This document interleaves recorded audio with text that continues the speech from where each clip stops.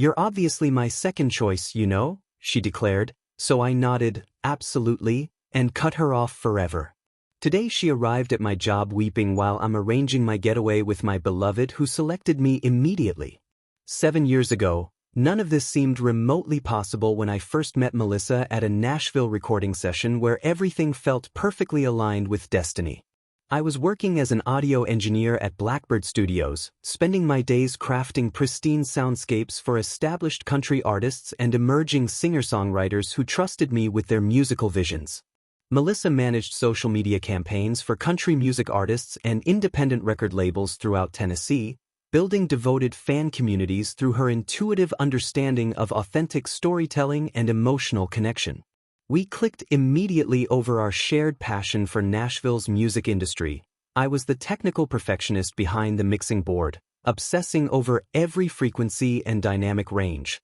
while she was the creative communicator who transformed artists' personalities into compelling digital narratives that resonated with audiences across the Southeast. Our first apartment together was this incredible renovated music studio space in East Nashville that we discovered through a mutual friend, a former recording facility that came with original hardwood floors, exposed brick walls, and enough square footage to accommodate both living and working areas. I spent countless evenings installing professional soundproofing materials and acoustic treatments while Melissa established her home office setup, complete with multiple monitors for managing dozens of social media accounts simultaneously and high-end camera equipment for creating content that showcased the authentic artistry of her musician clients. We slowly converted unused areas into a legitimate professional recording and production facility, investing in vintage microphones, analog mixing consoles, and specialized outboard gear that I'd researched obsessively before purchasing.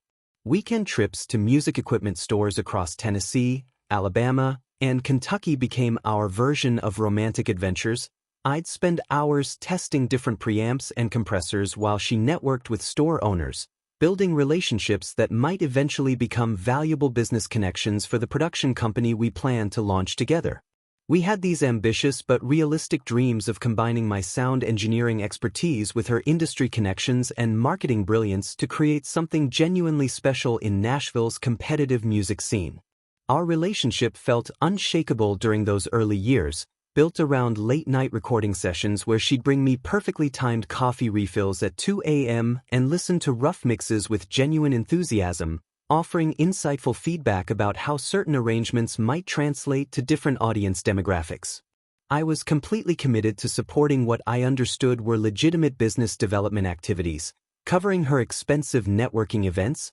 professional development courses, and industry conference attendance because I believed we were making strategic investments in our shared entrepreneurial future. What I couldn't see was that Melissa had started privately questioning whether a sound engineer's steady but modest $65,000 annual income could support the increasingly glamorous lifestyle she was beginning to crave after exposure to Nashville's more commercially successful music industry figures.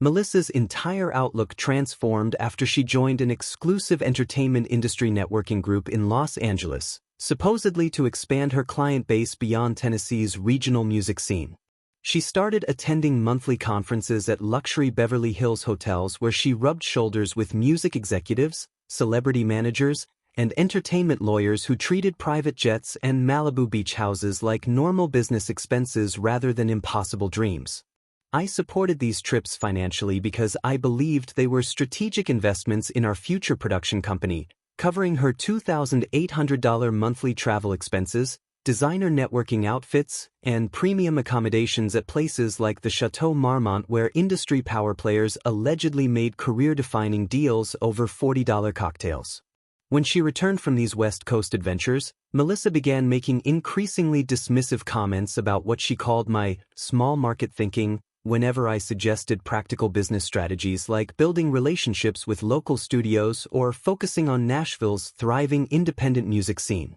She'd scoff at my focus on authentic music production over commercial hit-making formulas, rolling her eyes when I'd get excited about working with talented singer-songwriters who prioritized artistic integrity over radio-friendly hooks designed to maximize streaming revenues. Her conversations became dominated by stories of Grammy-winning producers and celebrity lifestyle managers who owned multiple houses, drove Lamborghinis, and treated $50,000 shopping sprees like routine Tuesday afternoons rather than major financial decisions requiring months of careful planning. Melissa started taking mysterious extended trips to Los Angeles, claiming she was attending advanced celebrity brand management seminars and exclusive industry workshops that required weeks of intensive study with entertainment moguls who didn't share their secrets with just anyone. She'd return from these supposed educational experiences with designer clothes I'd never seen before, a completely altered perspective on what constituted real success in the entertainment industry, and an increasingly condescending attitude toward Nashville's music community that she now characterized as provincial and limiting. I noticed she developed this habit of name-dropping West Coast industry figures like they were personal friends, casually mentioning conversations with talent agents who represented A-list celebrities and production executives who controlled multi-million-dollar entertainment budgets. When I'd ask specific questions about these connections or suggest ways we might leverage them for our Nashville-based business plans, Melissa would become vague and defensive, claiming I wouldn't understand the sophisticated networking strategies required to operate at that elite level of the entertainment industry. She described these new Los Angeles connections with obvious envy and reverence, discussing their Beverly Hills mansions and investment properties like they represented everything missing from our current Nashville existence, making it increasingly clear that she viewed our shared dreams as somehow beneath what she now considered her true potential. Everything shifted dramatically when Melissa met Cassandra at an exclusive entertainment summit in Beverly Hills, a talent management mogul who represented A-list celebrities and owned a production company worth $50 million according to the breathless way Melissa described their first encounter. Cassandra managed entertainment portfolios for Hollywood stars whose names I recognized from award shows and magazine covers, charging clients $200,000 for personal brand transformation strategies while maintaining luxurious offices in West Hollywood and Manhattan that Melissa photographed obsessively during her visits. I should have recognized the warning signs when Melissa returned from that particular conference completely obsessed with Cassandra's vision for celebrity lifestyle curation and revolutionary approaches to entertainment industry dominance that supposedly transcended traditional talent management boundaries. She started talking incessantly about Cassandra's philosophy that Nashville's entertainment scene was too limiting and provincial for someone with Melissa's sophisticated understanding of modern celebrity culture and digital brand development strategies. Within weeks of meeting Cassandra, Melissa began vanishing for extended periods, claiming she needed to spend intensive weeks at Cassandra's Beverly Hills headquarters developing revolutionary celebrity management approaches that required complete immersion in West Coast entertainment industry culture. These mysterious absences became increasingly frequent and elaborate, with Melissa explaining that she was participating in exclusive strategy sessions and high-level industry meetings that I wasn't sophisticated enough to comprehend, given my limited experience with celebrity-level entertainment business operations. I continued funding these supposed educational opportunities because I trusted Melissa's judgment and believed she was building connections that would eventually benefit our shared business goals, even though her explanations became increasingly vague and condescending whenever I asked specific questions about her activities or potential applications to our Nashville-based plans. During this period, Melissa's entire appearance evolved to mirror Cassandra's aesthetic preferences, trading her casual Nashville style for high-end designer outfits, professional makeup applications, and the kind of polished glamour featured in celebrity lifestyle publications rather than the authentic, approachable image that had originally attracted clients to her social media management services. She started speaking differently too, adopting industry jargon about elevated brand positioning and luxury market penetration strategies that sounded impressive but seemed completely disconnected from the practical realities of working with independent musicians and regional record labels. When I'd suggest that we focus on applying her new knowledge to expand our Nashville client base, Melissa would dismiss these ideas as small-thinking approaches that failed to recognize her true potential for operating at the highest levels of entertainment industry influence. The woman I'd fallen in love with, who used to get genuinely excited about helping emerging artists build authentic connections with their audiences, was disappearing into someone who spoke only in terms of celebrity status and luxury lifestyle achievement, measuring success exclusively by association with famous names and expensive possessions rather than meaningful creative accomplishments or sustainable business growth. I returned from a particularly complex recording session at Oceanway, Nashville, where I'd spent 14 hours perfecting the mix for a major label artist's upcoming album, feeling accomplished but exhausted, only to discover Melissa packing expensive Chanel luggage that I'd never seen before in our bedroom. She was moving with calculated precision and methodical efficiency that clearly indicated months of secret preparation rather than any spontaneous decision, folding designer clothes I didn't recognize into leather suitcases that probably cost more than my monthly salary. When I asked about her obvious travel preparations, assuming she had another Los Angeles networking trip planned, Melissa announced with shocking casualness that she was permanently relocating to California because Cassandra had invited her to become a full partner in an exclusive celebrity management firm specializing in entertainment industry elites and luxury lifestyle curation. The devastating truth unfolded with brutal efficiency as Melissa explained that she'd been romantically involved with Cassandra for the past 8 months, maintaining an elaborate deception while I unknowingly funded her expensive makeover, frequent travel expenses, and what I'd believed were legitimate business development activities.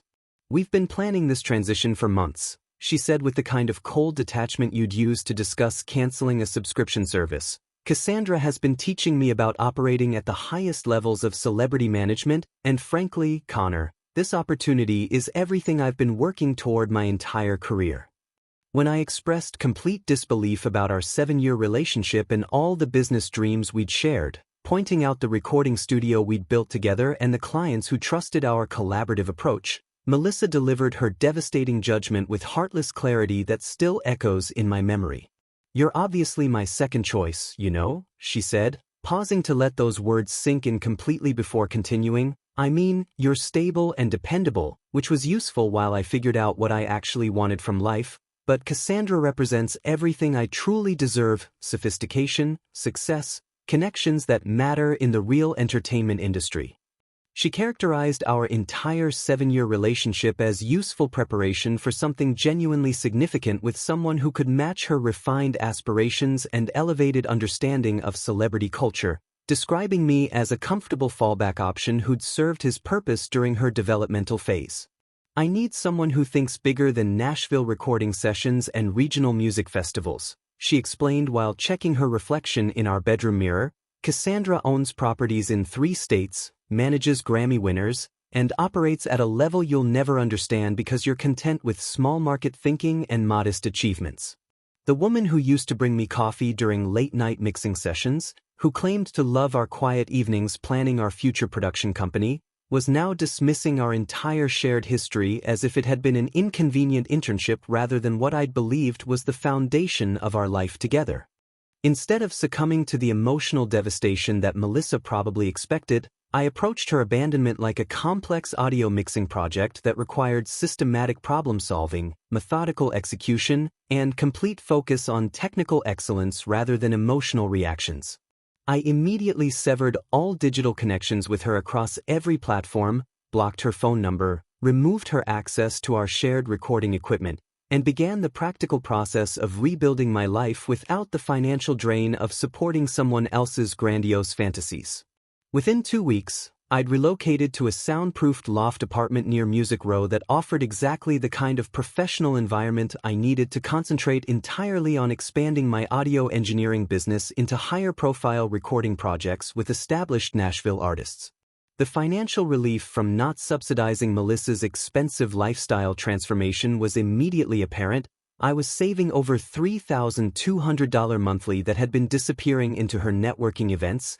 designer clothes, travel expenses, and various emergency situations that always seemed to coincide with new luxury purchases she claimed were essential for her professional image. I invested this recovered income strategically into state-of-the-art recording equipment, specialized audio production training programs, and professional certifications that actually advanced my career rather than funding someone else's delusional Hollywood aspirations. Within the first year after Melissa's departure, I'd earned my advanced Pro Tools certification, completed specialized courses in surround sound mixing and audio restoration techniques, and established working relationships with 3 of Nashville's premier recording studios who regularly contracted me for complex projects requiring meticulous attention to detail. My reputation for creating authentic, high-quality recordings made me the preferred engineer for established country artists who valued technical precision and emerging singer-songwriters who appreciated my patient,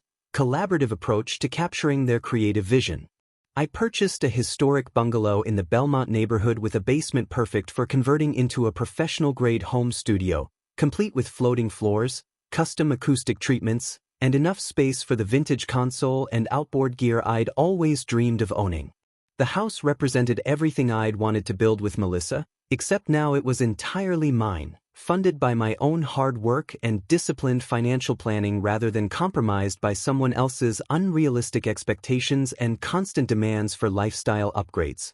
2 years after Melissa's theatrical exit, I was earning $95,000 annually through a combination of studio work, independent production projects, and mixing contracts with record labels who trusted my technical expertise and professional reliability. The contrast between my steady progress and what I'd heard about Melissa's situation through mutual industry contacts was becoming increasingly stark, though I tried not to dwell on her choices or their consequences since my energy was better invested in building something genuine rather than watching someone else's fantasy collapse.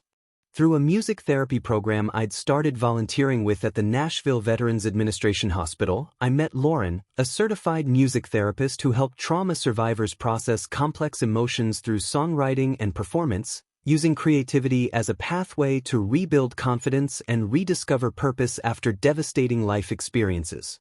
Lauren had earned her master's degree in music therapy from Belmont University and possessed this remarkable ability to guide people through healing processes using musical expression, whether that meant helping veterans write songs about their combat experiences or teaching stroke patients to regain speech patterns through rhythm and melody exercises. I was immediately drawn to her patient, compassionate approach and genuine dedication to music's therapeutic power without any desire to exploit or commercialize these meaningful interactions for personal gain or social media content. Our relationship developed naturally through collaborative music projects where I'd provide technical recording support for her therapy sessions, capturing performances that her clients could keep as tangible reminders of their progress and emotional breakthroughs during recovery. We spent peaceful evenings in my home studio writing songs together, with Lauren practicing piano while I experimented with complementary instrumental arrangements, creating music that served healing purposes rather than commercial ambitions or industry networking strategies.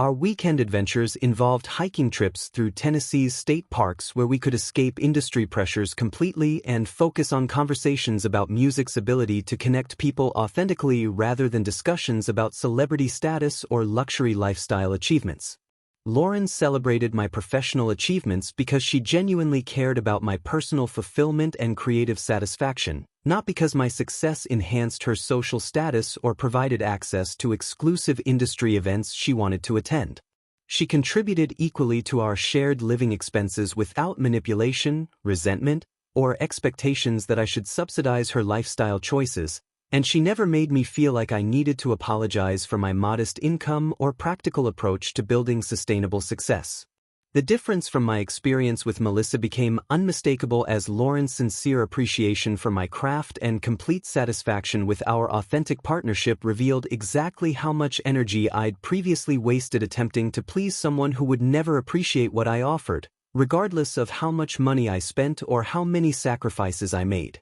Lauren understood that real partnership meant supporting each other's individual growth while building something meaningful together, not using someone as a stepping stone to a more glamorous life or treating them like a financial safety net while pursuing other romantic opportunities. When I'd work late on complex mixing projects, she'd bring me dinner and sit quietly nearby, reading or practicing music theory exercises, creating the kind of supportive presence that actually enhanced my creativity rather than demanding attention or complaining about being neglected during busy work periods. 4 years after Melissa's theatrical departure for her supposed celebrity management empire, I discovered through Nashville industry contacts that her Hollywood dreams had spectacularly collapsed when Cassandra's talent management company was exposed as a massive embezzlement scheme targeting wealthy celebrities and entertainment investors across multiple states. Federal investigators had uncovered that Cassandra had been systematically exploiting Melissa's Nashville music connections to recruit new victims while stealing millions from existing clients through fabricated investment opportunities, forged management contracts, and fraudulent entertainment industry ventures that existed only on paper.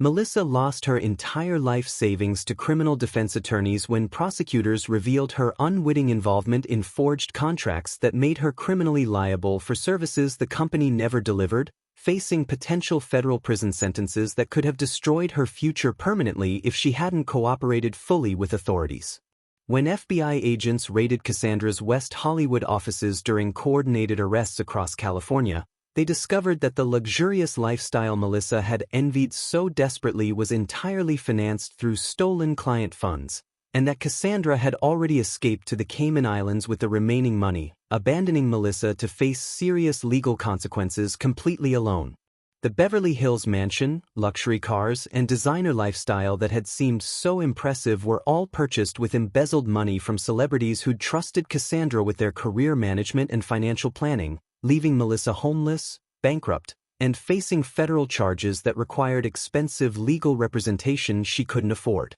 Completely desperate and financially ruined, Melissa began launching harassment campaigns through fake social media profiles and mutual acquaintances, alternating between tearful apologies about making terrible mistakes and bitter accusations that I'd somehow sabotaged her relationship with Cassandra through jealousy and small-minded thinking. These attempts at contact escalated over several months until she finally confronted me directly at my recording studio on a Tuesday afternoon while Lauren and I were planning our upcoming honeymoon to Ireland, appearing disheveled and frantic in clothes that looked like she'd been sleeping in them. "Connor, I know you probably hate me, but I'm completely desperate," she said, tears streaming down her face as she stood in my studio doorway. "I need $75,000 for legal fees, and you're literally the only person who might still care enough to help me avoid federal prison."